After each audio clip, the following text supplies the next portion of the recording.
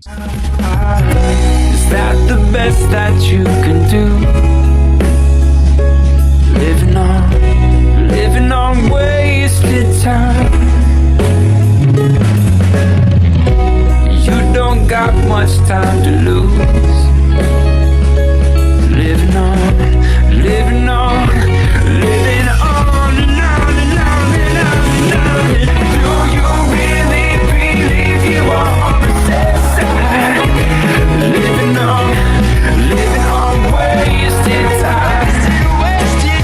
Ladies and gentlemen, welcome to Living the Dream with Travis Barton. I, of course, am your host, Travis Barton. With me, sitting right here, is Lauren Zoeller, a certified whole living life coach. Lauren, how are you doing today? I'm doing great. Thanks so much for having me. And you're in Chicago at the moment, right? I'm actually in Nashville. Oh, you're in Nashville. That is one place in the United States, the final frontiers for me in the United States that I have not been to yet, but I'd love to go visit. It's a great city. It's growing so rapidly too. Yeah, I hear good things about it. So Lauren, just tell me a bit about yourself. I know this is kind of a loaded question. Who are you? What do you do? What's happening in your world? Just tell us that. Yeah, absolutely. So my name is Lauren Zoeller. I am based out of Nashville, Tennessee. I am a certified whole living life coach, and I am also a registered yoga instructor. I have been coaching in my practice for about 5 years. I grew up as a dancer and a performer. I was a singer as well. That's actually what brought me to Nashville. Oh, okay. Wow. I was going to say Nashville. You're probably an artist in some form. So yeah, singer, that makes sense. Right. Yeah. Great. So music brought me here. Okay. And it's kind of a crazy story how I ended up coaching and becoming a certified yoga instructor. But dance was my life ever since I was 6 years old. I was very defined by my dancing career. I went to college for a dance degree, and my goal was to dance professionally, but was injured my sophomore year in college. And through my injury, I went through this entire journey of trying to figure out who I was outside of my dance career. And it plummeted me into a pretty deep depression. I really had no purpose. I didn't know what my direction was. I no longer knew what my purpose was in life because I was so defined by being on stage and using that physical outlet to express myself. Right. And so from that space of kind of plummeting into that deep, dark place, I tried different means of pulling myself out. I went to therapy. I tried drugs. I turned to every outlet, some positive, mostly negative. Yeah. You're trying to put a Band-Aid over something that needs to be healed over time, right? Right. Whatever's going to make me feel better right now, like drugs, all these. That's what I want. Yeah, sure. Of course. I've been there. I know this from experience because I've been to this point. Sure. Yeah, well, we try to find ways that are going to fix the moment that we're in. And we're not thinking long-term as to what's my greater message, what's my purpose, why am I here, what am I put here to do? I was really searching for that. And dance had given me that answer. And then when it was stripped away from me, I no longer knew who I was. I want to get more into this, but I'm curious, how was it stripped from you? What happened there? My injury really took me out of my physical practice. Sure. I was used to moving. I mean, I would wake up every morning and I was moving from, 7 a.m. to 7 p.m. at night. It was all I knew. It was movement. And when I was not able to do that anymore, I didn't know at the time that the physical movement was an outlet for me. And when I wasn't able to do that, I couldn't function. My brain couldn't function. I didn't know who I was outside of physical movement and being able to express myself in that way. Sure. So I realized that being on stage and being in a performance setting was an easy place for me to hide. It was a mask that would allow me to hide behind who I was as a person, in my relationships and showing up fully in different areas of my life. So as I said, I kind of plummeted into those deep, dark places, and here comes the train. Well, she lives next to a train, so she kind of warned us about it. I said, that's just part of the sounds of where you live, so no worries. Cool. So you guys are going to hear this awesome train. Hello, train. Hear it? Say hello. Out of here. This is a perfect example. One of my favorite Alan Watts quotes. Do you know Alan Watts? I do. Okay, yeah. Very well. So you meditate and practice yoga. One of my favorite quotes from him is, "If you can't meditate in a boiler room, you can't meditate." And so it's all about the sounds of everything that you're hearing in the moment are just part of the natural world So right true. now. And whether that's a train or a baby crying or a dog yapping, right? I used to practice when I was really getting into meditation. I used to live next to this little chihuahua, and he just yap all day, and it used to piss me off until I started to realize, like, wow, this is the sounds of the world. This is something, this is my zen at the moment. Exactly. It's so true. I mean, the more stuff that you have going on, the quicker you can drop into that place of stillness. Sure. The Absolutely. more peace you're going to find. So Sure. absolutely. Sure. So that wasn't too bad. That was just a little horn. We're good. We're just a baby train. Yeah, just a baby train. We're good. Okay. Yeah. So kind of coming full circle, once I plummeted into that dark place and started finding the different outlets, some that were positive, some not so positive, Mm-hmm. I was led to, I had a friend that actually suggested that I try yoga, but I was leaving my therapist's office one day and I walked out of my therapist's office and it hit me like a brick. There was a sign right in front of my car when I got in my car that said, "Breathe, come inside, try yoga." And everything, the universe, whatever it is that you believe in, kind of came full circle at that point. And something pulled me out of that car and took me into yoga. And I had done yoga before. I was actually required as a dancer to take it every morning before we would begin our day. And it wasn't until I made the choice to step on my mat for myself that my whole world started to shift. So it was through my yoga practice. I started having a diligent practice. I started to see areas of my life open up through just showing up on my mat every day and being in that conversation with myself that I had a greater purpose outside of my definition of being a professional dancer. It led me to want to teach others. I was healed through my yoga practice, and it led me to want to teach others how to heal in the same fashion. And coaching came after I completed my yoga certification. Once I started to work with my clients, I knew that they wanted to dive deeper. Yoga opens so much Right. in our mind and body, as you know. And so I wanted to go back and get my certification to help them dive deeper into some of these areas that they were working through that yoga was bringing up. What do you think is the biggest area that most people that you work with are dealing with, and the biggest problem that they have, or the biggest challenge they're facing in their life that you've noticed in your coaching? I would say the number one thing is life balance. A lot of my clients are defined by their careers. Well, they feel like they're defined by their careers. They feel like they're but defined they're by not.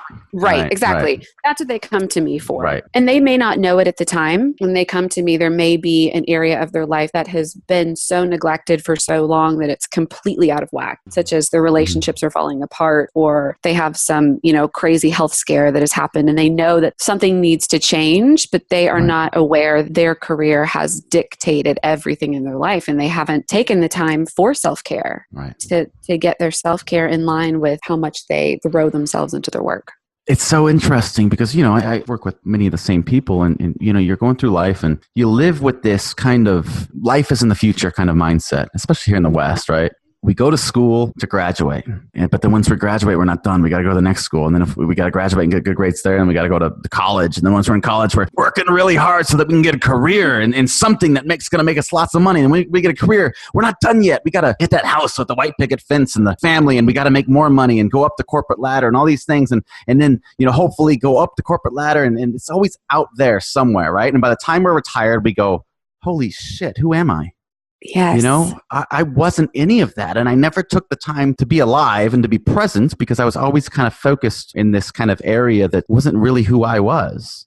Right. So how do you help people get out of that rut? And I think in the West, especially in America, this is such a difficult thing to overcome. So I'm really curious how you particularly work with your clients and helping them really overcome this paradigm that they need to be defined by their work. Such great points, Travis, in talking about as a society, we're designed to almost live in the future. And that's exactly where I began, is getting people to take themselves out of future thinking and get them into the present moment, into this space right now. What is right in front of you in this moment? Not what is it that you have to tackle when you walk out this door, not what happened yesterday, but what are you feeling? What kind of intentional speaking are you talking to yourself that can help you cope with this present moment? Because so many people, I think as a society, most of us don't even know how to check in with ourselves in the present moment. Right. Isn't that interesting? We're taught so many things in like school or something like that in our society, but we're not really taught how to do that. Something so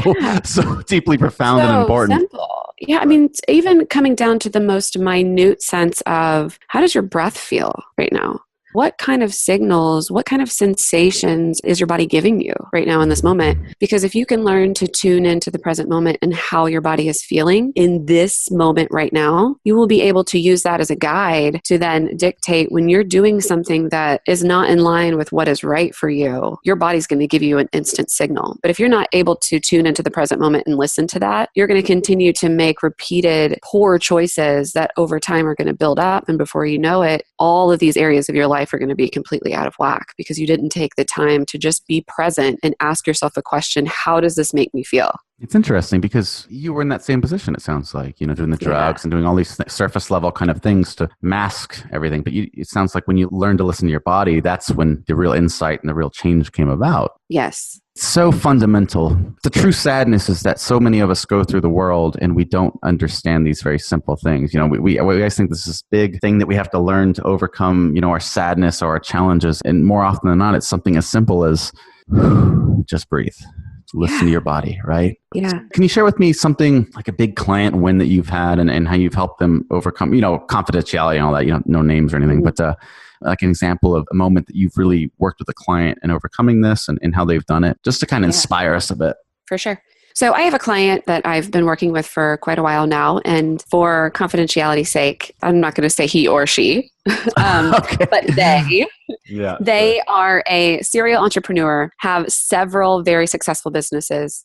Over the past 6 months, this client of mine lost their father. And it was a pretty sudden death. And what started to happen is we started to notice there became anxiety around certain areas of life they had never had anxiety around before. So simple as, their father passed away from a massive heart attack. This individual, my client, would go to exercise and all of a sudden would be so ridden with anxiety for no reason, but would be so ridden with anxiety that they couldn't physically step in to the gym in order to complete what they needed to do, which was positive for their health, but they were just so ridden with anxiety that they were paralyzed.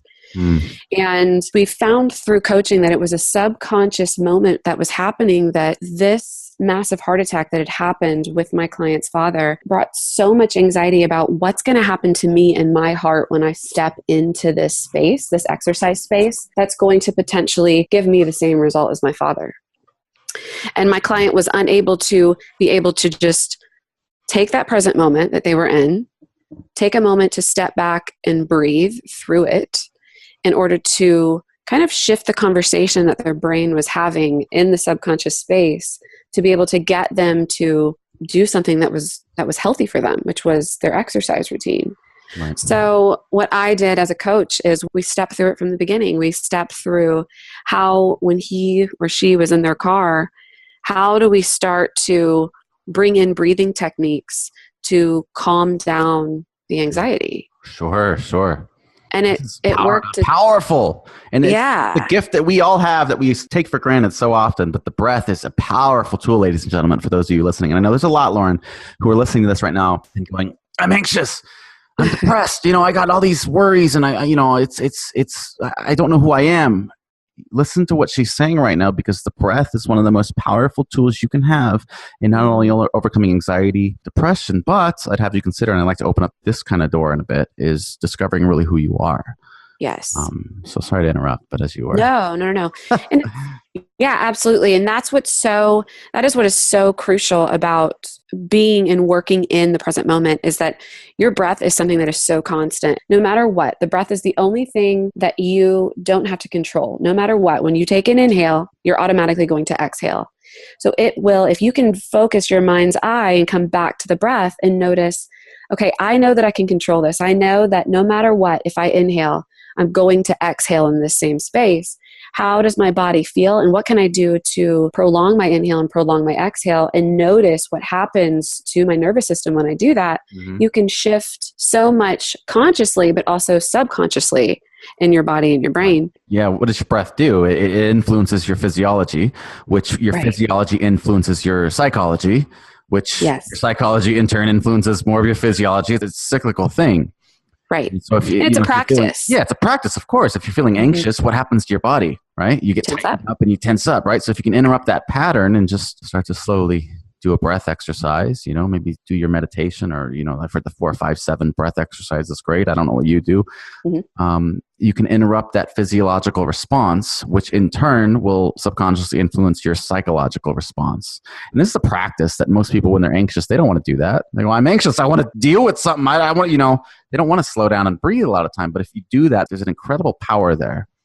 Right. It's so right. simple. And it's the practice and it's the retraining of your brain, really, is what it is. And that's where I start. I started with them in that space, and it was just, let's just drive to the place that you need to go in and you need to work out, and let's breathe in the car. And then over time we worked into, full-blown workouts, or this individual had certain activities that they loved to do as a group in an exercise setting where the anxiety would become, very prevalent. We worked from my client being paralyzed to even walk into the physical space of being able to exercise, all the way to, 2-3 months later, this individual was back in the group setting, having this anxiety pretty much decrease. But when it did show up, they were able to take themselves out for a moment and breathe. And the connection of the breath with the brain, they were able to control the anxiety. The anxiety did not control them anymore. Right. Yeah. Beautiful. It sounds like exercise is an important part of what you're doing as well. I mean, being a yoga teacher, how do you feel about that? Yeah, I believe the body-brain connection is just huge. I'm a component, since I am a yoga instructor, so much of what I teach in my physical movement, private sessions and in my classes it's breath, it's movement with breath, and it all comes back to the breath. So I believe that we as humans hold on to traumas and tension and past experiences in our body. Right. So if we can learn to move and breathe into those spaces where trauma is held, so much healing is possible. Talk to us about what your meditation practice looks like for yourself, or what your breathing practice looks like for yourself when you're, maybe feeling anxious, or maybe when you're just feeling great. Do you have a daily practice? What does that look like? I do. I have a daily practice every morning. I have a morning routine, and meditation is the first thing. Yeah. Yeah, me too. Totally. Yeah. Good. We can talk about that. Yeah, sure. Morning routine is the foundation. Well, one of the foundations. I always say 2 things you should do every single day is to still your mind and to move your body. You do those 2 things, you're going to be great. And if you can do those first 2 things in the morning, that's really going to set the standard for the rest of your day to really feel inspired. If you can just tell us a bit about your morning routine, that'd be great. For sure. So first thing I do in the morning is I roll out of bed. I have a studio. I have a yoga studio in my house, and I go straight to my studio and I plop down for meditation. And I will meditate usually 20 minutes minimum. If I have the time and I'm feeling like I need more, I will definitely take more time to meditate. After my meditation practice, I go and I read and journal for 45 minutes. Yeah, my morning routine did not start off this extensive. I just want to go ahead and give that disclaimer. No, it never does. Right. It never does. And the first thing I do with any of my clients is we build a morning routine. And I always say, start with what's feasible. That may be a 10-minute morning routine for you. And over time, you will understand the importance of it and you will start to build. So then I go and read and I do my journaling, and I will come back up and do some sun salutations, and I will have my coffee, and then I start my day. Sounds a lot like mine, to be honest with you. I live on the beach, so I'll wake up. Lately, I've been waking up at 4:30. It's weird because at first I think it was 5:30, and you just have so much fun doing it, and then you kind of go, oh man, I want to get up earlier, and I want to just this is so great, right? And I started small. I think when I first did it, it was have my coffee and I meditated 10 minutes. Now I'm walking down to the beach and I'm meditating for 45 minutes to an hour, and I'm doing salutations, yoga, and animal flow movement and journaling and all these things. I will tell you, I'm sure you would agree with this. The morning ritual, when you're doing that on a consistent basis, it has such a level of profound impact on the rest of your day and thus your life. I work with a lot of people around the world in a coaching setting. And, I say, what's the biggest challenge for you and what would you really like to step into? What would it take to really have an extraordinary week this week? And more often than not, I hear I got to wake up in the morning and have a ritual and have a morning thing that I do. It's like 80% of the time. Yeah. It's incredible. So, for those of you listening, that is a profound thing. And when my clients, and I'm sure your clients really start stepping into that, and in our own experiences, you're going to see a dramatic change in your life just by doing that very simple thing, just by waking up in the morning and starting your day off on the right foot. It's so true. It's so true. Yeah. And it takes time. It takes time to build. And I'm sure you're the same way, Travis, with clients. I say, even if you can, any morning routine, even if you only have 2 minutes to give yourself in the morning, if you go downstairs and you make your coffee and you sit down with your coffee and you meditate for 1 minute, start there, start somewhere. Right. As opposed to saying, I don't have 10 minutes to give. It doesn't matter what you have. You can find 2 minutes of your day to dedicate in the morning and just start small and then build from there. Absolutely. I think it's said that the only bad meditation you do is the meditation you didn't do. Yes. Like you sit down and consistency, like anything, is the most important thing. Whether you're doing yoga, meditating, lifting weights, training for a marathon, working on your business, working on improving your love life, in relationships, the most important thing for success in any area of life, it's very simple. It's consistency. Yes. Just be consistent and show up every day. So if you can make a commitment to yourself that you'll show up every day and meditate a minute, I'd much rather you do that than meditate 10 minutes here and then take a few days off and then meditate 10 minutes here and then maybe, a few minutes there. Just do a minute every day if that's all you can do. And then gradually kind of, as I say, stack the weights, right? You get strong with that 1 minute, let's add the weights. Let's do 2 minutes, and let's take it up to there and then, up until where you feel good. What do you believe? This is a two-part question. What do you believe is the key to success? And what do you believe is the key to happiness? Ooh. Well, the key to success, I believe, is balance. Mm-hmm. Balance. Why is that conducive to success?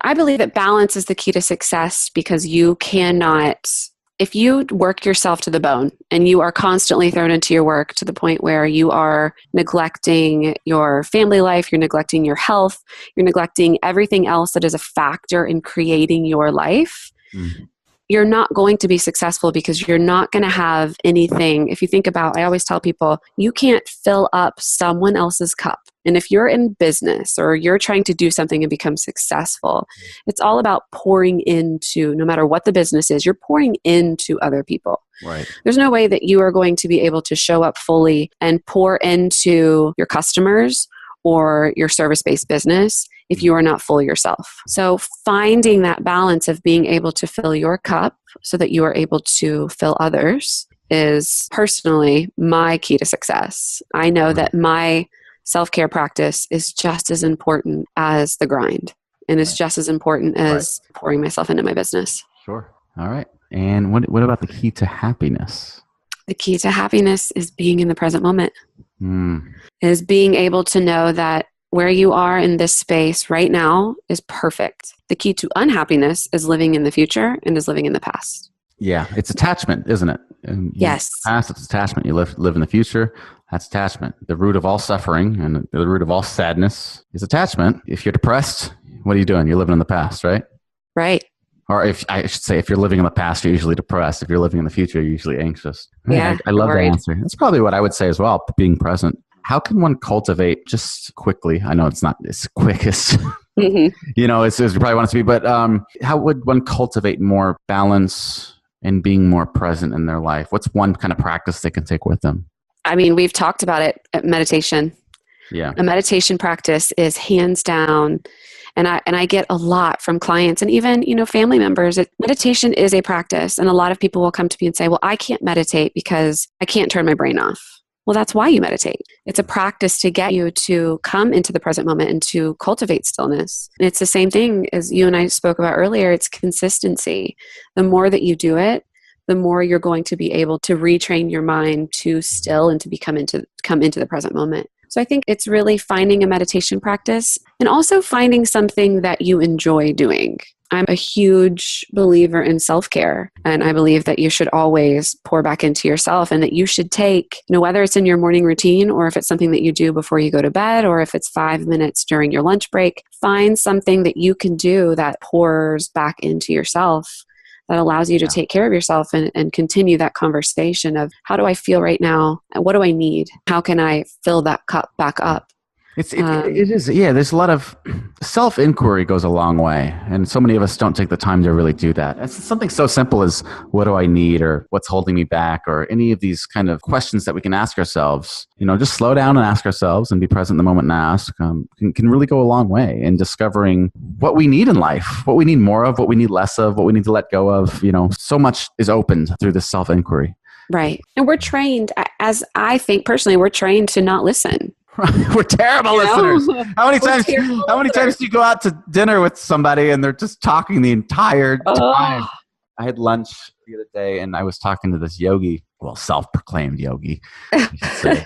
And she was just getting smashed, and she wouldn't stop talking, right? And I'm like, man, yes. but she claimed to be this great listener, and all these things. And I remember she treated the wait staff and everything like that so terribly. And I'm going, man, just holy cow, take a minute, silence yourself and listen. Listen to the people around you, listen to what the other people need. And that's just happened a few days ago, so I had to share that. It's crazy. It's funny. It's being in that space too. I think when you start to get into the self-inquiry space, especially being a coach, people tell me all the time, what's the difference between a coach and a therapist? And I said, and I always tell people, as a coach, I'm going to listen. I am not going to tell you what's wrong with you. Right. I am here to help guide you to that space. Well, therapy is typically more about the past, right? Absolutely. What's gone in the past, whereas coaching is, in effect, more about the present and where you want to be in the present future. and future. Yes. Yeah. Yes. And so I think, in my opinion, when I was at a crossroads in my life, I was depressed and doing all the things, just like you were. I was identifying myself as these things that were not me. And when I was getting into it, I was as a crossroads. I knew I wanted to help people, but I didn't know how. And I asked myself, therapy or coaching? And when it came down to is, seeing coaching and being immersed in that, I realized that, in my opinion, and if there's any therapists listening right now who want to be on the show and debate this, that's great. We can talk about it, and I'll listen. In my opinion, in my experience as well, I've seen that being focused on the present and in the future is a much more powerful state to make true life change. Absolutely. And Travis, even me, and I don't know, you may be the same way, but as a coach, I work hand in hand with therapists on a referral basis. I know when someone comes to me and a lot of past issues are coming up, I understand as a coach that is out of my scope of practice, and I will refer out to a therapist. And I have therapists that I trust and love, and we have kind of a communication. But I'm the same way. I tell my clients it's great to work with a therapist and a coach at the same time, because a coach is going to coach you from present to future, and a therapist is going to really dig into past experiences that have molded you into the way that you are now. Well, and a lot of people, they want coaching, but taking coaching while you also need therapy is kind of like driving a car and you got your foot pedal to the metal on the gas pedal, right? And you're going, but you look over and the entire time you had your handbrake pulled up the whole time. Yes. Emergency brake. Right. So what happens? Great analogy. If you go take care of that handbrake, you're going to be flying faster than ever. Right. So it's important to take care of what's holding you back and your past stories and everything like that. And as coaches, we do work a bit with, past stories and things like that. But if it's traumatic or much like this, of course, having a therapist to recommend is so crucially important. For sure. If you can have dinner with one person, living or dead, fictional or non-fictional, who would it be? Oh, man. One person, living or dead. So I love Gabrielle Bernstein. I am a huge, huge follower of her work. I think she's fantastic. So I would probably say Gabby Bernstein. I would love to sit down with her and just openly talk about, the mind-body connection, about, I don't know if you've read her latest book, The Universe Has Your Back. No, I've been hearing a lot about it, though. It's my jam. It's so good. Is it your jam? It's so good. And I recommend it to all my clients. You have to read it. It's a good one. I'll tell you what, I'm getting on Amazon after this call. I'm going to order it. It's a really good one. I'm serious. I'm dead serious. And for all your listeners out there too, it's a great place to start meditation. She has several meditation practices throughout the book that help cultivate, things that you want to manifest in your life. Even if you're just beginning a meditation practice, it's a great book to just start. She gives you different mantras that you can follow, and there's recordings on her website that coincide with the book as well. Oh, great. Yeah. So it's a great. What would you ask her? You're having coffee or dinner or tea or whatever. What would you ask Gabby Bernstein? Oh, man. I think I would ask her probably kind of the same questions you've been asking me. What is the one thing that she does on a daily basis that is, and she talks a little bit about this in the book, but I would really love to get an inside view as to what her non-negotiables are on a daily basis. What do you think the best piece of advice she would give you would be? To surrender to something bigger than yourself, always. And to be in the present moment and know that you are taken care of. And to constantly, it's just that constant practice of surrender, surrender, surrender. And that all ties back to being in the present moment and knowing there is something greater than you that is at work. She's a huge, and I preach this a lot with my clients, that you speak your reality. Mm-hmm. You speak into existence what comes out of your mouth and the thoughts that you tell yourself. And that goes all back to, and this all comes full circle, but it all goes all back to that intentional listening and intentional speaking and being in that constant conversation with, even as humans, sometimes we will say things like, I don't know, right? Somebody will ask you a question and you'll immediately, as a gut reaction, just say, I don't know. Yeah. And I believe that everything that comes out of our mouth is a message to something bigger than us. And the universe doesn't know the difference between a negative word that comes out of your mouth and a positive. They just know positive is positive and negative is negative. Right. So just being really clear on the conversation that you have with yourself and others about what you want to cultivate and bring into your life. That's what we would talk about, because that's just what she's all about. If you can give one piece of advice or just one wisdom bomb to our audience in just one sentence, what do you think you'd say? That self-care and taking care of yourself is just as important as the grind. And you can't pour from an empty cup, ladies and gentlemen. You can't do it. Can't do it. That's truth, right? That's truth right there. So what's next? You seems like you got a lot going on. You know, a lot happening. I do. You seem I've got a balance. lot. Sure, there's a lot of people here that want to find you and connect with you after listening today. So where can we find your website? Where can the world find you? Yeah, so just LaurenZoeller.com. So LAUREN, Z as in zebra, OELLER.com. Okay. And all of my appearances and events are listed under the events tab. And I would love to offer your listeners 30% off my 8-week course. And they would like that. So I will send you a code that you can blast out for that. Boom. Awesome. Perfect. So we'll do that. So I guess you can find the code and we can rock with that. So excited. Thank you so much for doing that. I'm sure there's a lot of people who are going to be interested in connecting with you there. So awesome. Thank you so much for being on it. We learned a lot about being balanced. One of the most important things today, the insight I think that was really hard and really brought home for a lot of people was the breath, the power of the breath. It's such a profound life changer right there. And it's such a simple practice that we can begin to practice to cultivate a better sense of self, balance, and happiness. So thank you so much for being on and having this incredibly powerful conversation, Lauren. Yeah, thank you so much for having me. All right, and we'll talk soon. Onwards and upwards, everyone. Hey guys, it's me, Travis Barton. If you want to learn more about living the dream with Travis Barton, visit us at speakingtotheheart.org and at iTunes.